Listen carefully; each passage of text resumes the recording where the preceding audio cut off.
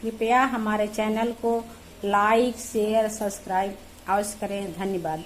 आप सबको मैं प्यारा सा कृष्ण कन्हैया जब जन्म हुए हैं उनके विषय में जो बता रहे हैं, उनके दादा दादी क्या ला रहे हैं। आज गोकुल में घनी श्याम पैदा हुए, आज गोकुल में घनी श्याम पैदा हुए, आज गोकुल में घनी श्याम पैदा हुए,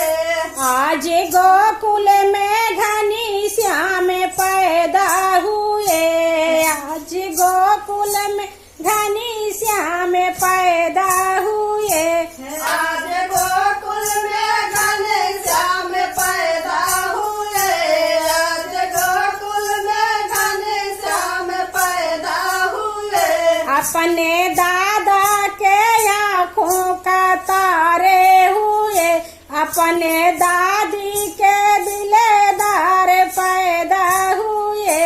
अपने दादा के आँखों के तारे हुए, अपने दादी के आँखों के दिलदार हुए, अपने दादा के आँखों का तारा हुए,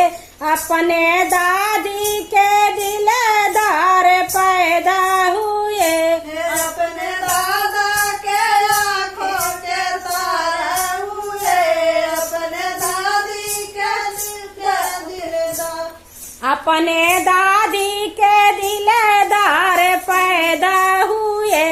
अपने दादी के दिलदार पैदा हुए, आज गोकुल में घनी श्याम पैदा हुए,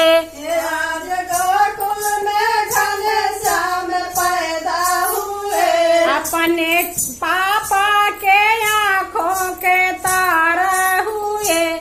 अपने पापा के आँखों के तारा हुए,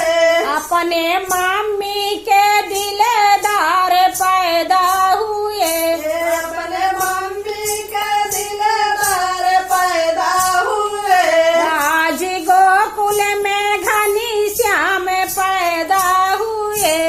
आज गोकुल में घने श्याम पैदा हुए, अपने चाचा के आँखों का तारे हुए, अपने चाचा के आँखों के तारा हुए, अपने चाची के दिलदार पैदा हुए, अपने चाची के दिलदार पैदा हुए, आज गोकुल में घनी श्याम पैदा हुए,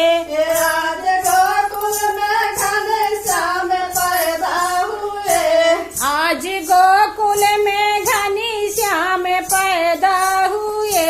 आज गोकुल में घने श्याम पैदा हुए, अपने फूफा के आँखों के तारे हुए,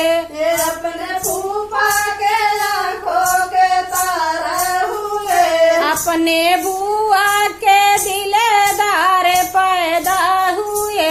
अपने फूफा के दिलदार पैदा हुए, अपने बुआ